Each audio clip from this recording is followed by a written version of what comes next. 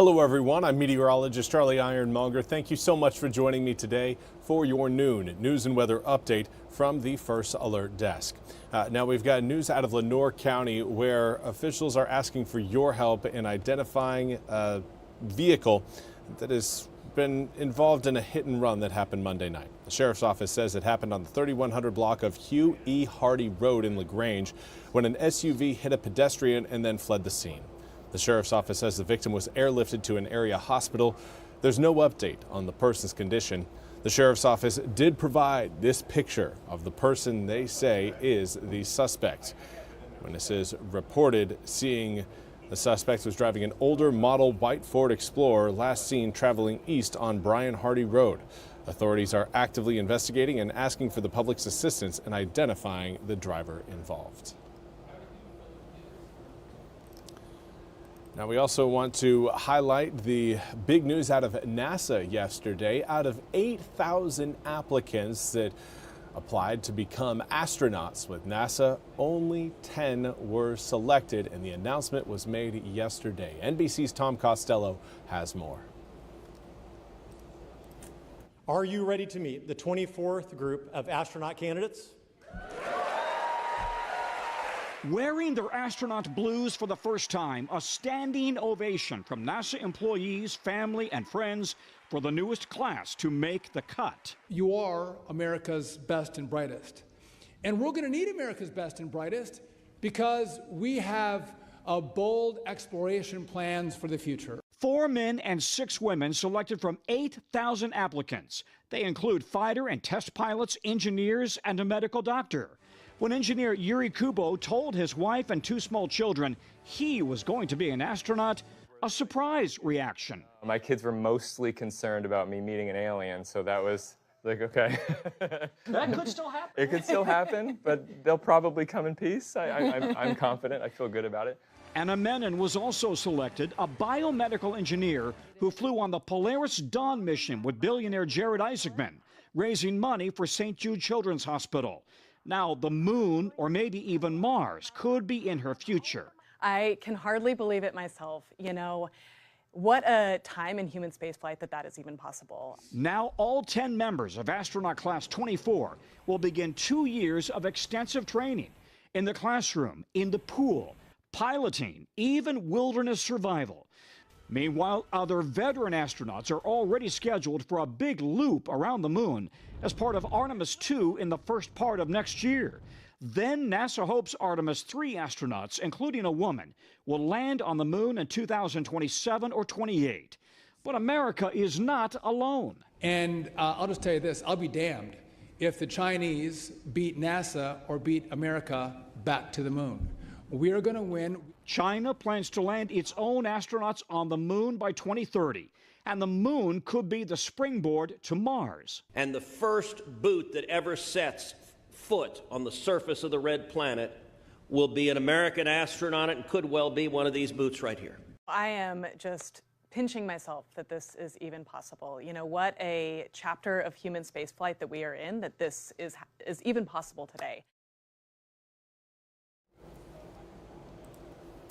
Man, very, very cool to see.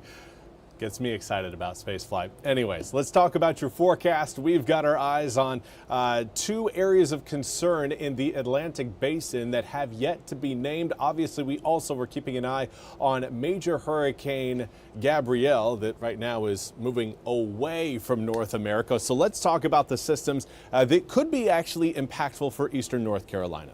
And right now we've got our eyes on those 2 X's you're seeing on your screen.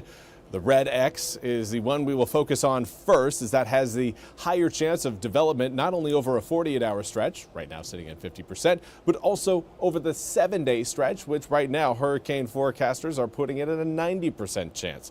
Now, that is a system that could potentially impact eastern North Carolina down the line, but it's that orange X that has a lower chance of tropical development, but its position is more ideal for potential impacts for eastern North Carolina.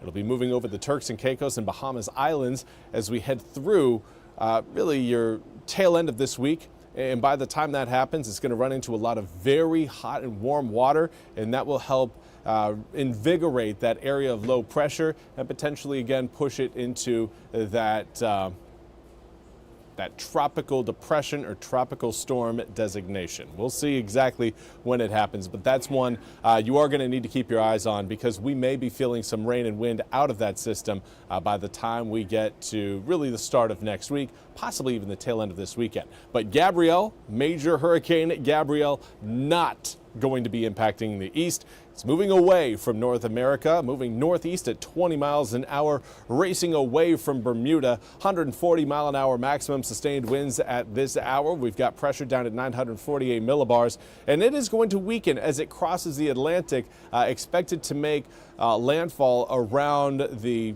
kind of the northwestern corner there of Spain, possibly the northwestern corner of Portugal as well. That's coming in Sunday evening as a post-tropical low. For us here in the east, though, we've got our sights set on some summertime weather for today and tomorrow. 85 degrees already along the Washington waterfront. Calm winds bring about a dew point that's in the mid-60s. The dew points have been rising over the past 24 hours, and that rise continues through today and tomorrow. So get ready for, again, that summertime heat and humidity as we make our way through the next few days. Right now, out your door, most of us in the upper 70s to mid 80s, anywhere between around 78 to around 85 degrees is where most eastern North Carolinians find themselves right now. Winds very light and variable. Not really seeing a uniform wind direction, but wind speeds right now ranging generally between around 3 to 6 miles an hour. Over the past 24 hours, humidity has come up substantially across most of eastern North Carolina, predominantly for areas on the eastern side of Highway 17. That's where we've seen the biggest rise thus far. Goldsboro right now still hanging on to a 55-degree dew point. Enjoy it. It's going to be slowly going away. We've got a lot of humidity that's going to be pushing back into eastern North Carolina through today and tomorrow, and it will hold over the east on Thursday. By Friday and Saturday, some of that cooler and drier air tries to make it into eastern North Carolina, but won't actually do so until we get into, I'd say, the tail end of the weekend, possibly even the start of next week. So for this afternoon, again, plan on the mid to upper 80s under mostly sunny skies and light winds out of the southeast at about 4 to 8 miles an hour. Not a whole lot of a stronger breeze than what we're seeing outside right now. For tomorrow morning, there will be some fog around. Do understand that if you need to get anywhere quickly tomorrow morning, you're going to want to leave your house earlier than you would normally do so, because again, that fog will create some slowdowns on the roadways. It'll burn off between around 9, 10, 30, around that kind of hour and a half time period, and that will leave us with sunnier skies over the tail end of the day that will help push air temps into the upper 80s. Some areas could possibly rise all the way up into the low 90s. As far as your 8-day forecast goes, again, today 87 degrees for your high. Tomorrow, right around 89. Coming up on Thursday, 90s. Low 90s, but 90s nonetheless. And the overnight lows in the low 70s will also again create that hot and humid summertime feel. We'll have the cold front move into the east coming up Thursday evening to Thursday night. Of course, that may impact the ECU Army football game, which kickoff is at 7:30. But then that front is going to stay stalled over the east coming up for your Friday as well as Saturday, maintaining an opportunity for rain chances as well as thunderstorms as we approach the upcoming weekend. Now, through the weekend, the front will slowly work its way out into the Atlantic, dropping not only your rain chances, but your humidity levels as well. But certainly for your, I'd say, really Thursday, Friday, and Saturday. Again, plan on some rain being present around the east, particularly over the tail end of the day on Thursday. Well, that's all we have time for today's noon news and weather update from the First Alert Desk. I want to thank you all so much for joining me. We'll be back with more news and weather coming up at the top of the hour. Until then, have a wonderful Tuesday.